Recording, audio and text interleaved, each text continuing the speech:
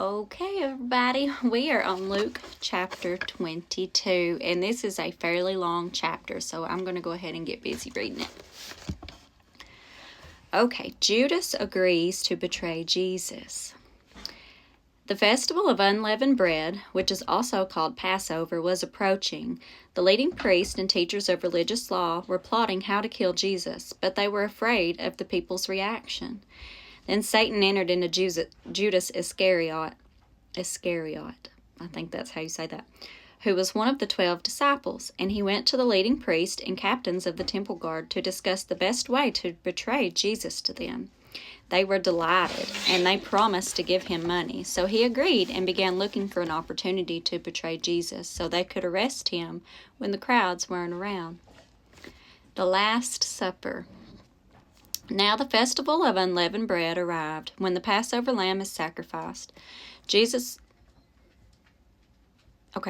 sent Peter and John ahead and said, "Go and prepare the Passover meal so we can eat it together." "Where do you want us to prepare it?" they asked him. He replied, "As soon as you enter Jerusalem, a man carrying a pitcher of water will meet you. Follow him. At the house he enters, say to the owner, 'The teacher asks, where is the guest room where I can eat the Passover meal with my disciples?' He will take you upstairs to a large room that is already set up. That is where you should prepare our meal." They went off to the city and found everything just as Jesus had said, and they prepared the Passover meal there. When the time came, Jesus and the apostles sat down together at the table.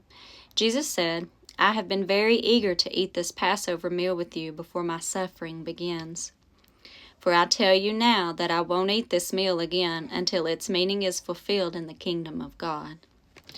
Then he took a cup of wine and gave thanks to God for it, and then he said, "Take this and share it among yourselves, for I will not drink wine again until the kingdom of God has come."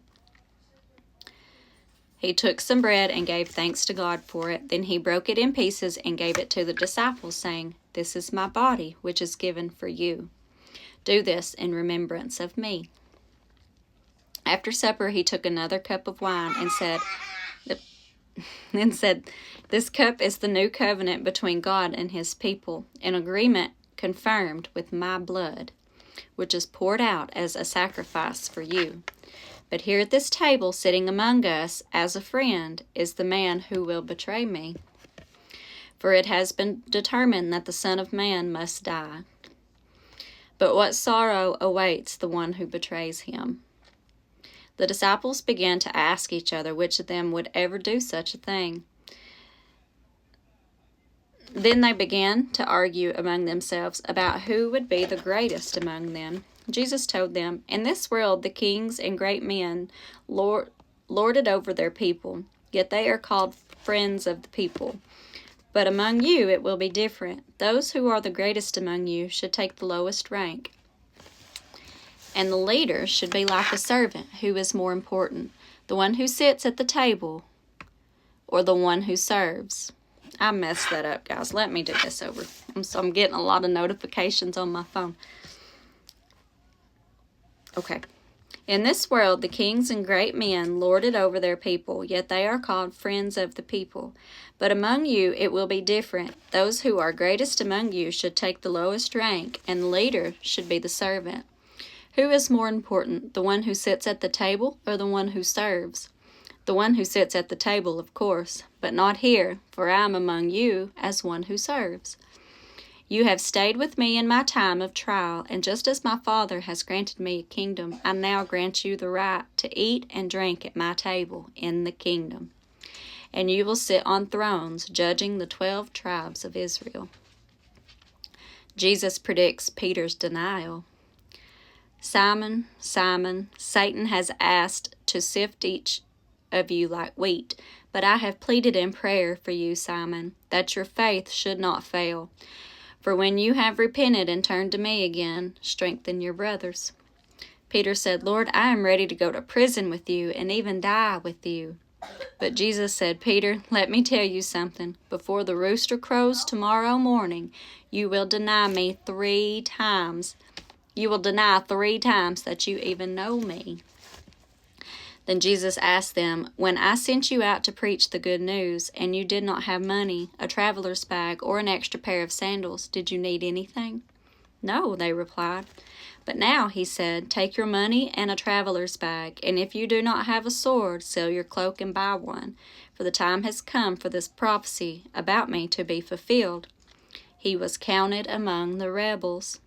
Yes, everything written about me by the prophets will come true. "Look, Lord," they replied, "we have 2 swords among us." "That's enough," he said. Jesus prayed. Imagine how sad of a time this is for Jesus. It just feels so heavy, even just reading this, because he knows what's coming. All right, Jesus prays on the Mount of Olives. Then, accompanied by the disciples, Jesus left the upstairs room and went as usual to the Mount of Olives. There he told them, "Pray that you will not give in to temptation." He walked away about a stone's throw and knelt down and prayed, "Father, if you are willing, please take this cup of suffering away from me. Yet I want your will to be done, not mine." So he doesn't want this to go on, does he? Then an angel from heaven appeared and strengthened him. He prayed more fervently, as he was in such agony of spirit that his sweat fell to the ground like great drops of blood. At last he stood up and returned to the disciples, only to find them asleep, exhausted from grief. "Why are you sleeping?" he asked them. "Get up and pray, so that you will not give in to temptation."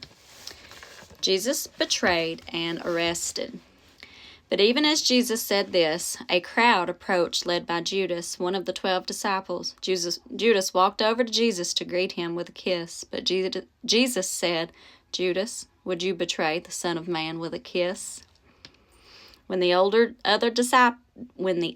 disciples saw what was about to happen, they exclaimed, "Lord, should we fight? We brought the swords." And one of them struck at the high priest's slave, slashing off his right ear. But Jesus said, "No more of this." And he touched the man's ear and healed him. Then Jesus spoke to the leading priests, the captains of the temple guard, and the elders who had come for him. "Am I some dangerous revolutionary," he asked, "that you come with swords and clubs to arrest me? Why didn't you arrest me in the temple?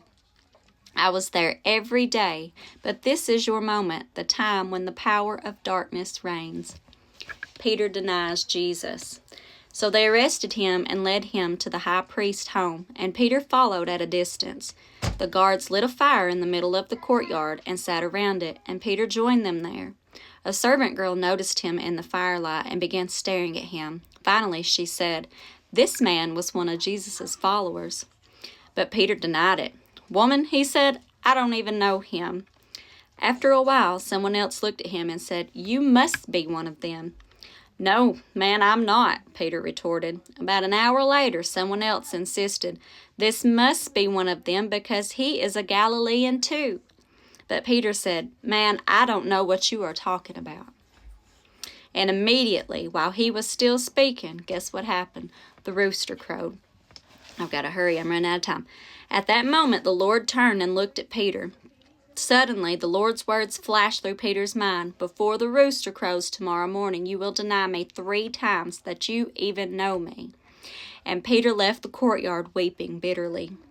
The guards in charge of Jesus began mocking and beating him. They blindfolded him and said, "Prophesy to us. Who hit you that time?" And they hurled all sorts of terrible insults at him. Jesus before the council. At daybreak, all the elders of the people assembled, including the leading priest and the teachers of religious law.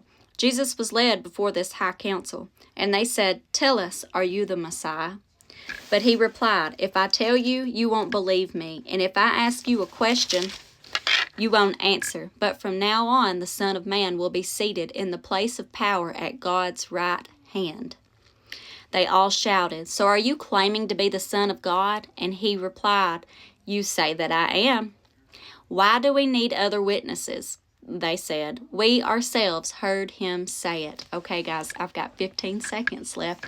Hope you enjoyed that. Love you. Bye.